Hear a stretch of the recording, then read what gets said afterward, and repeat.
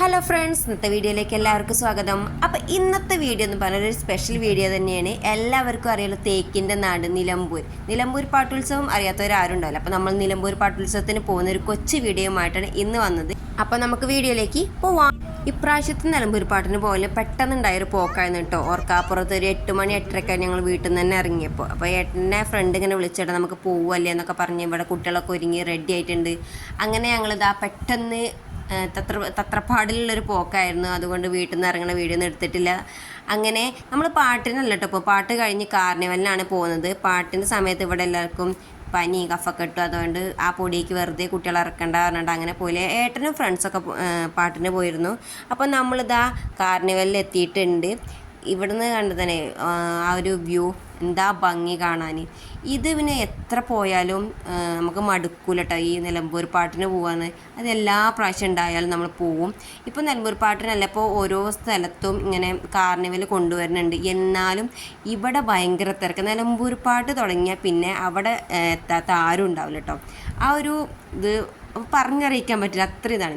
പിന്നെ എല്ലാ പ്രാവശ്യം ഞാൻ പോകുമ്പോൾ ഫാമിലി മാത്രം പോകും. ഞങ്ങൾ ഏട്ടനും കുട്ടികളും മാത്രം പോകുമ്പോൾ എനിക്ക് തോണിയിൽ അങ്ങനെയൊന്നും കയറാൻ പറ്റില്ല. ഏട്ടനും ഫ്രണ്ട്സിൻ്റെ കൂടെ പോകുമ്പോൾ തോണിയിൽ യന്ത്രൂഞ്ഞാലിലൊക്കെ കയറാറുള്ളൂ. മോളെയൊന്നും കയറ്റാൻ പറ്റില്ലല്ലോ. അതുകൊണ്ട് പിന്നെ ദേവൂട്ടിന് ഭയങ്കര പേടിയാണ്. അതുകൊണ്ട് ഞങ്ങളങ്ങനെ യന്ത്രൂഞ്ഞാലൊന്നും ചിലപ്പോഴൊക്കെ എല്ലാവരും കൂടി പോകുമ്പോൾ മാത്രമുള്ള യന്ത്രൂഞ്ഞാലിലൊക്കെ കയറാൻ പറ്റും. ഇപ്രാവശ്യം ഇവരെ കൂടെ പോകുകൊണ്ട് യന്ത്രൂഞ്ഞാലിലും അതുപോലെ തോണിയിലൊക്കെ കയറാൻ പറ്റിട്ടോ. അതുകൊണ്ട് എനിക്ക് ഭയങ്കര സന്തോഷം. എന്നോട് പറഞ്ഞു ഇവരൊക്കെ ഇങ്ങനെയൊക്കെ പോകുമ്പോഴല്ലേ കയറാൻ പറ്റുള്ളൂ, ഈ കയറിക്കോ ഞാൻ കുട്ടീനെ പിടിച്ചോളാം. അതുകൊണ്ട് ഏട്ട ഫുള്ള് എന്താ പറയുക സപ്പോർട്ടായിരുന്നു. അതുകൊണ്ട് ഞാൻ ഇങ്ങനെ യന്ത്രൂഞ്ഞാലിലൊക്കെ കയറി അറുമാദിച്ചു ഇങ്ങനെ വന്നു. ഇതൊക്കെ വല്ലപ്പോഴും കിട്ടുന്ന അവസരങ്ങളാണ്. അതുകൊണ്ട് ഞാനത് മുതലാക്കിട്ടോ. അപ്പോൾ ഈ സമയം ഇവരെന്ത് കാട്ടി, കുട്ടികളെയും കൊണ്ട് റൈഡിനൊക്കെ പോയതാ. കാറ് അവരെ കുട്ടികൾക്ക് പറ്റിയ ഓരോ റൈഡിങ്ങൊക്കെ ഉണ്ടായിരുന്നു. അപ്പോൾ അതിലൊക്കെ അവർ പോയാണ്ട് പങ്കെടുത്തു. പിന്നെ ടോയ്സ് ഒന്നും വാങ്ങാൻ ഇപ്രാവശ്യം വല്ലാണ്ട് അങ്ങോട്ട് പറഞ്ഞിട്ടില്ല. ഓരോന്നിലും ഇങ്ങനെ കയറാൻ എന്നിട്ട് ദേവൂട്ടിന് ഭയങ്കര താല്പര്യം ഉണ്ടായിരുന്നത്. അപ്പോൾ ദേവൂട്ടന് പേടില്ലാത്ത കുറേ സംഭവങ്ങളുണ്ട്. അതിലൊക്കെ ഞങ്ങൾ കുറേ കയറി. അപ്പം ഞങ്ങളിതാ യന്ത്രൂഞ്ഞാലിന് കയറി ഇതാണ് കേട്ടോ. ഇവരാണ് ഞങ്ങളുടെ കൂടെയുള്ള ഫാമിലി. ഏട്ടൻ്റെ ഫ്രണ്ട് സുജീഷ് ഏട്ടൻ്റെ ഫാമിലിയാണ്. നമ്മളൊരു ദിവസം ഇങ്ങനെ ന്യൂ ഇയറിൻ്റെ ഒരു പരിപാടി ഉണ്ടെന്ന് പറഞ്ഞില്ല. അപ്പോൾ അവരെ വീട്ടിലായിരുന്നു ന്യൂ ഇയർ പരിപാടി ഉണ്ടെന്ന്. ആ ചേച്ചീൻ്റെ കൂടെ അവരുടെ ഫാമിലീൻ്റെ കൂടെ നമ്മൾ ഇപ്രാവശ്യം പാട്ടുത്സവത്തിന് പോയിട്ടുള്ളത്. എന്തായാലും യന്ത്രൂഞ്ഞാലിക്ക് അത്ര വലിയ പേടിയൊന്നും തോന്നിയില്ല. വല്ലാണ്ടൊരു കറക്കൊന്നും ഉണ്ടായിരുന്നില്ല കേട്ടോ. പക്ഷേ തോണി ഒരു അതിഗംഭീര സംഭവം തന്നെയായിരുന്നു.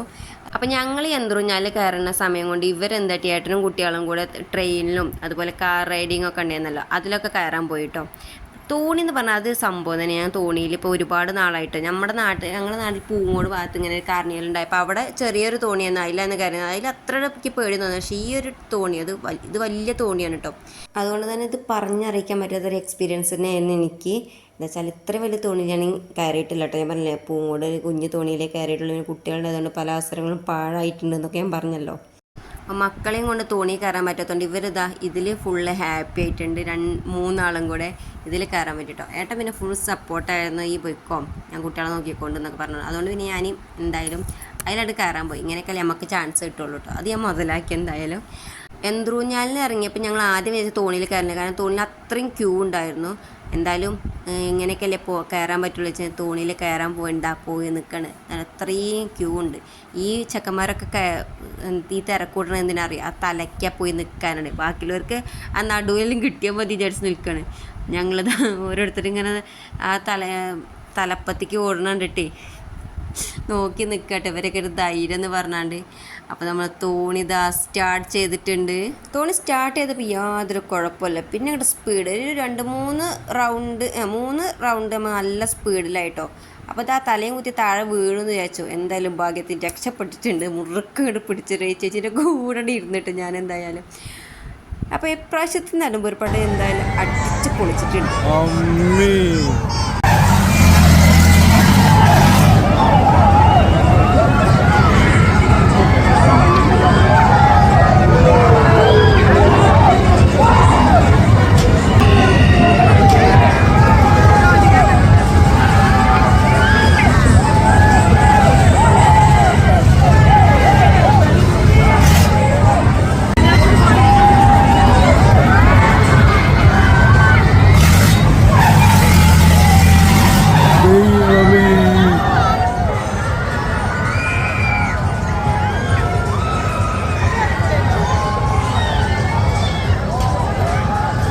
ഇങ്ങോട്ട് നോക്ക്, ഇവിടുന്ന് അങ്ങോട്ട് നോക്ക്, ഇവിടുന്ന് അങ്ങോട്ട് നോക്ക്. 90 അങ്ങനെ തോണിന്നൊക്കെ ഇറങ്ങിയതാ, കണ്ണ് നോക്കൊക്കെ വെള്ളം വന്നിൻ്റെ അമ്മയെ പറയണ്ട.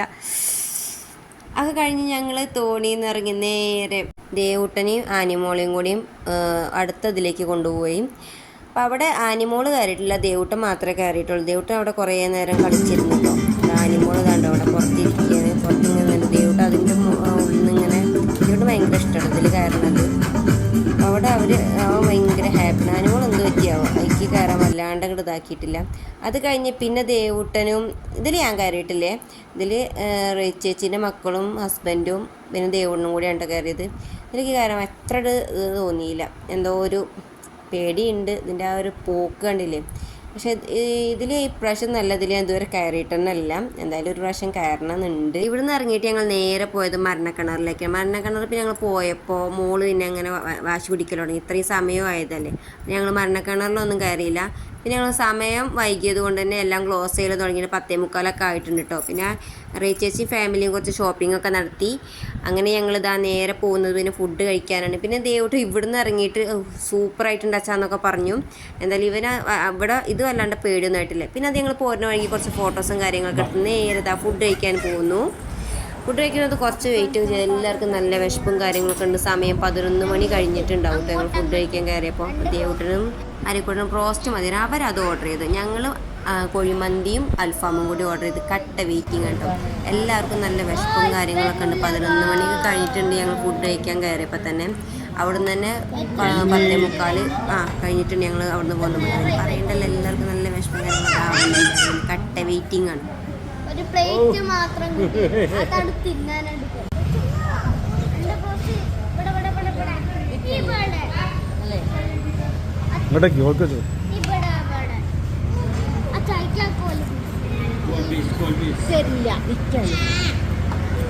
അങ്ങനെ നമ്മൾ നീണ്ട കാത്തിരിപ്പിന് ശേഷം നമ്മൾ ഫുഡ് ഇവിടെ എത്തിയിരുന്നു. ഫുഡ് എത്തിയതും കാലിയൊക്കെ നമുക്ക് വളരെ എളുപ്പമാണ്.